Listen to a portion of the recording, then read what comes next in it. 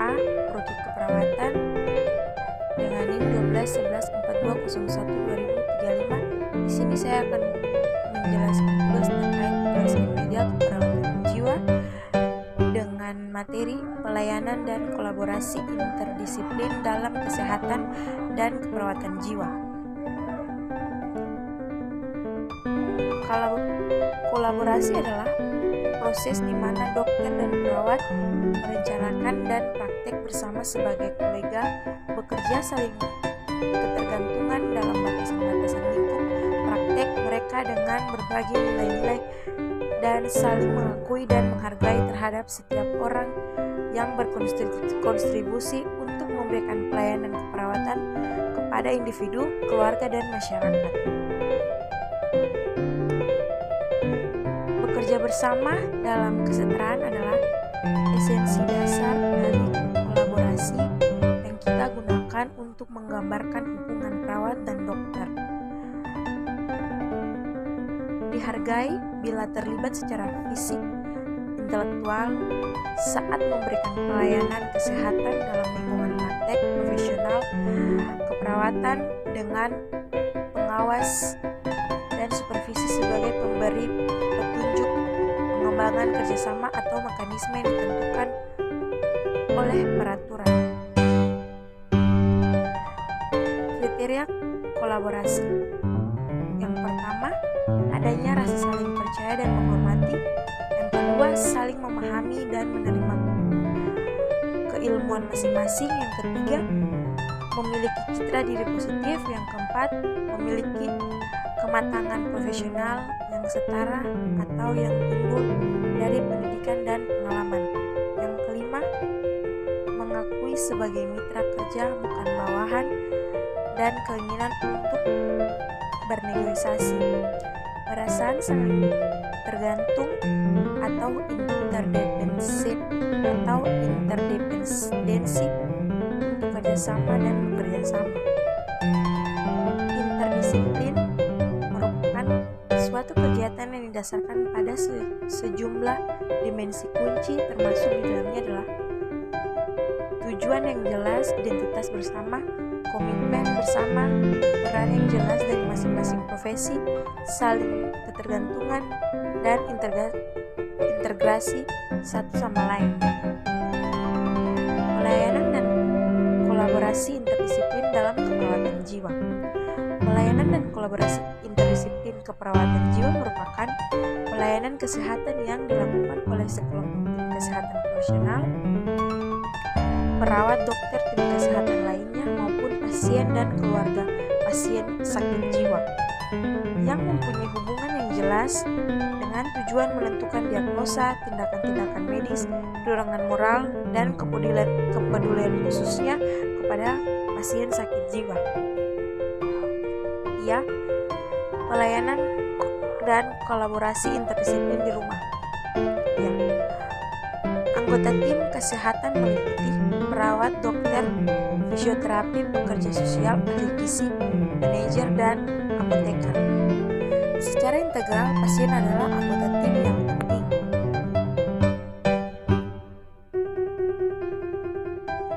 Tim keperawatan akan sukses jika seluruh anggotanya menjadi perawat yang baik. Perawat yang baik dapat bekerja sesuai dengan harapan dan kebutuhan klien, standar praktek, dan standar kerja. Perawat yang baik dapat melakukan pelayanan keperawatan yang bermutu. Siapa yang menilai? Konsumen, yaitu internal dan eksternal. Proses kolaborasi, kontrol kekuasaan, lingkungan praktik, kepentingan bersama, dan tujuan bersama. Kolaborasi interprofesional. Yang pertama, kolaborasi interprofesional adalah keterlibatan kolektif dari berbagai penyedia layanan kesehatan profesional yang bekerja dengan pasien, keluarga, pengasuh, dan komunitas untuk mempertimbangkan dan mengkonsumsikan preseptik unik satu sama lain dalam memberikan layanan dengan kualitas terbaik. Yang kedua, salah satu contoh kolaborasi interprofesional diilustrasikan oleh pertemuan bersama antara Virginia BON dan Board of Medicine pada tahun 1970-an. Kolaborasi interpersonal. Yang ketiga, transisi ke praktik. Sosialisasi mahasiswa keperawatan penting untuk mempersiapkan susulan untuk berinteraksi dengan berbagai individu, profesional dan non-profesional dalam pengaturan perawatan kesehatan. Kolaborasi internasional. AACN bersama dengan 5 organisasi lainnya mendirikan Interprofessional Education Club kolaboratif yang berkomitmen untuk memajukan pengalaman belajar antar profesional dan mempromosikan perawatan berbasis tim. Misi IPEC adalah untuk memastikan para profesional kesehatan saat ini dan yang baru mahir dalam kompetensi untuk praktik yang berorientasi pada komunitas dan berorientasi pada populasi, berpusat pada pasien, kolaboratif, dan interprofesional. Area sasaran yang direkomendasikan untuk perhatian yang lebih besar termasuk yang pertama, 1. Menghasilkan hambatan untuk berlatih dan peduli. Yang kedua, mengubah pendidikan. Yang ketiga, berkolaborasi dan memimpin. Yang keempat, mempromosikan keragamaan. Yang berikut, kolaborasi interpersonal merujuk pada transformasi pendidikan. Yang pertama yaitu mendorong pembelajaran seumur hidup dan memperoleh tingkat pendidikan yang lebih tinggi merupakan rekomendasi penting untuk masa depan pelayanan keperawatan. Yang kedua, program residensi perawatan dirancang untuk membangun pendidikan sarjana muda. Tujuan umum program residensi meliputi 1. Kurangi kesalahan pengobatan. Kedua, minimalkan turnover dan kelelahan akibat stres.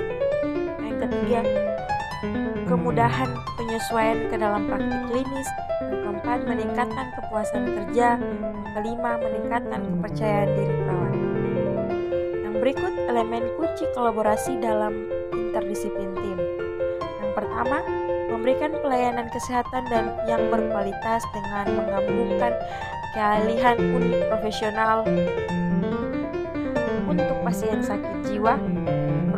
Yang kedua, produktivitas maksimal serta efektivitas dan efisien sumber daya. Yang ketiga, peningkatannya profesionalisme dan kepuasan kerja dan loyalitas. Yang keempat, meningkatkan kohesivitas antara profesional. Yang kelima, kejelasan peran dalam berinteraksi antar profesional. Yang keenam, menumbuhkan komunikasi dan menghargai argumen dan memahami orang lain. Yang berikut, hambatan kolaborasi dalam interdisiplin pelayanan kesehatan jiwa. Yang pertama, ketidaksesuaian pendidikan dan latihan anggota tim. Yang kedua, struktur organisasi yang konvensional. Yang ketiga, konflik peran dan tujuan. Yang keempat, kompetensi interpersonal. Yang kelima, status dan kekuasaan dan individu itu sendiri. Kesimpulan yang pertama yaitu untuk mencapai pelayanan yang efektif, maka perawat, dokter, dan tim kesehatan harus berkolaborasi satu dengan yang lainnya. Yang kedua, kolaborasi yang efektif antara anggota tim kesehatan memfasilitasi terselenggaranya pelayanan pasien yang berkualitas.